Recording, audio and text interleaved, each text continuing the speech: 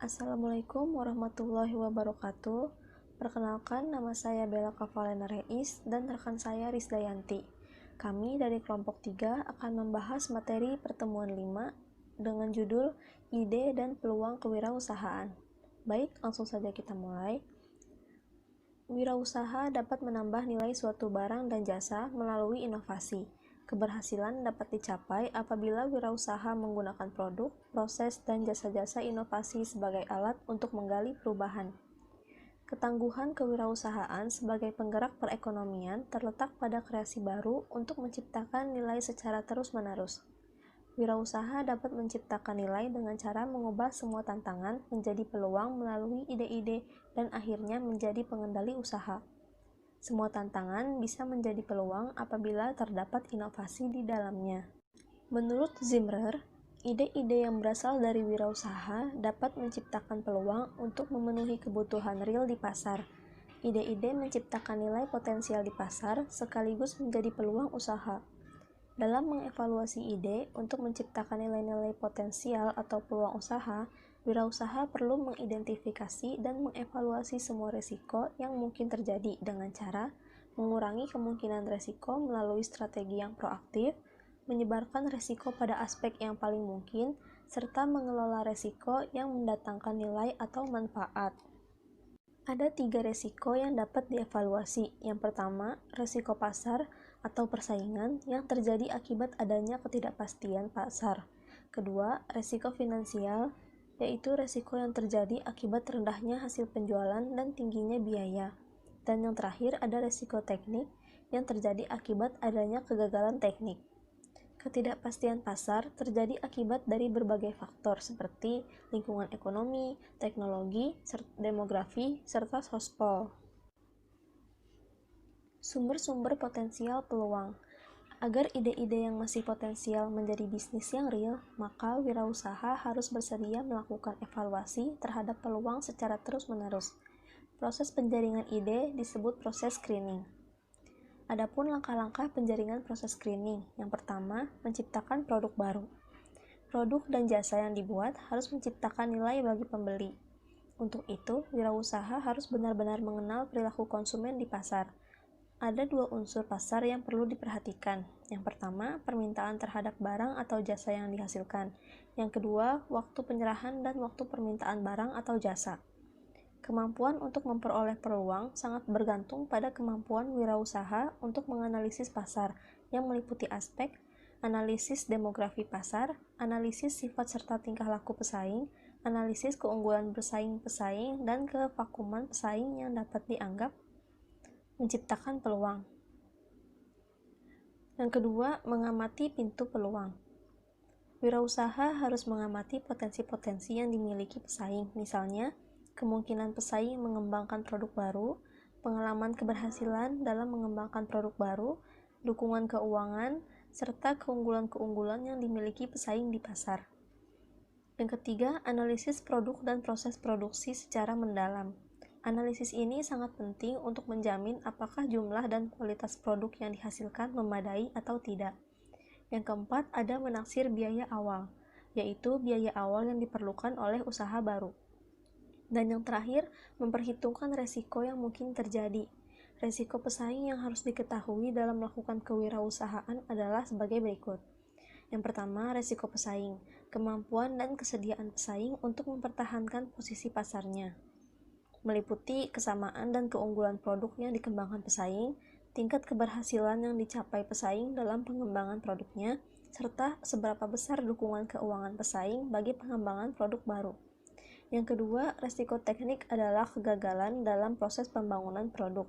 Dan yang ketiga, resiko finansial adalah kegagalan yang timbul akibat ketidakcukupan dana. Dalam berwirausaha, terdapat gagasan-gagasan yang perlu diperhatikan untuk memulai usaha, yaitu yang pertama, sumber gagasan bagi produk dan jasa baru. Sumber gagasan bisa berasal dari kebutuhan dari sumber penemuan yang diketemukan, hobi atau kesenangan pribadi yang dapat dikembangkan, mengamati kecenderungan-kecenderungan yang ada di lingkungan sekitar, mengamati dan menemukan kekurangan-kekurangan dari produk yang telah ada, menemukan fungsi lain dari sebuah benda atau alat biasa, pemanfaatan produk dari perusahaan lain, serta menemukan benda atau jasa yang tidak terdapat di lingkungan. Yang kedua, proses perencanaan dan pengembangan produk terdiri atas tahap gagasan, tahap konsep, tahap pengembangan produk, tahap uji pemasaran, serta tahap komersialisasi. Yang ketiga, produk yang sesuai untuk perusahaan kecil. Berikut ini beberapa hal yang harus diperhatikan oleh perusahaan kecil untuk menciptakan produk baru. Yang pertama, untuk pemilihan produk, perusahaan harus memperhatikan pada sumber daya uang, tenaga kerja, dan fasilitas yang dimiliki. Yang kedua, pemilihan segmen pasar yang memungkinkan. Yang ketiga, untuk produk atau proses yang disuplai kepada perusahaan lain, hendaknya sangat kecil volumenya sehingga tidak menarik minat para pelanggannya untuk memproduksinya sendiri. Yang keempat, tingginya nilai tumbuh, keuntungan harus lebih besar dari biaya. Dan yang kelima, rentang waktu yang diperlukan untuk penyelesaian produk atau proses. Yang keempat, ada orientasi pemasaran. Arti penting dari orientasi pemasaran merupakan hal penting, karena penyebab gagalnya bisnis kecil adalah kurangnya penjualan dan kurangnya daya saing pasar dari produk atau jasa yang ditawarkan. Oleh karenanya, wirausahawan haruslah mengetahui orientasi dari sasaran konsumen yang dituju. Dan yang terakhir ada matriks produk atau pasar. Ada 5 langkah untuk merumuskan tujuan bauran produk pasar. Yang pertama, pemeriksaan kecenderungan penting dalam lingkungan bisnis dari daerah produk pasar. Yang kedua, pemeriksaan kecenderungan pertumbuhan dan kecenderungan keuntungan.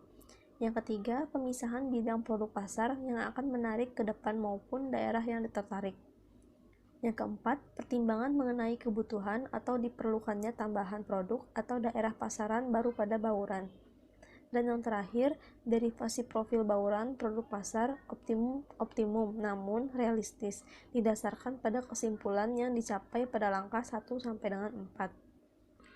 Adapun 6 kegagalan dalam memilih peluang bisnis baru, yaitu kurangnya objektivitas, kurangnya kedekatan dengan pasar, pemahaman kebutuhan teknis yang tidak memadai, diabaikannya kebutuhan finansial, kurangnya diferensiasi produk, serta pemahaman terhadap masalah-masalah hukum yang tidak memadai. Bekal pengetahuan dan kompetensi kewirausahaan. Seorang wirausaha harus memiliki pengetahuan khusus terkait dengan bisnis yang akan dijalankan. Tanpa mengetahui seluk-beluk produk atau dinamika market tertentu, seorang wirausaha menempatkan dirinya pada kegagalan. Kurangnya pengetahuan akan membuat keputusan yang buruk dan belajar dari kesalahan yang mahal bukanlah hal yang mudah bagi seorang wirausaha. Bekal-bekal kewirausahaan. Yang pertama, bekal pengetahuan bidang mengenai usaha yang dimasuki atau dirintis dan lingkungan usaha yang ada di sekitarnya. Yang kedua, bekal pengetahuan tentang peran dan tanggung jawab. Yang ketiga, pengetahuan tentang kepribadian dan kemampuan diri. Dan yang terakhir, pengetahuan tentang manajemen dan organisasi bisnis. Terdapat 4 kompetensi kewirausahaan. Yang pertama, proaktif, yaitu selalu ada inisiatif dan tegas. Yang kedua, berorientasi pada prestasi atau kemajuan. Yang ketiga, komitmen terhadap perusahaan atau orang lain. Dan yang terakhir, keterampilan yang harus dimiliki oleh seorang wirausaha. Sekian penjelasan dari kami. Semoga dapat membantu teman-teman semua dalam mempelajari materi ini. Mohon maaf bila ada kesalahan dalam penyampaian materi. Wassalamualaikum warahmatullahi wabarakatuh.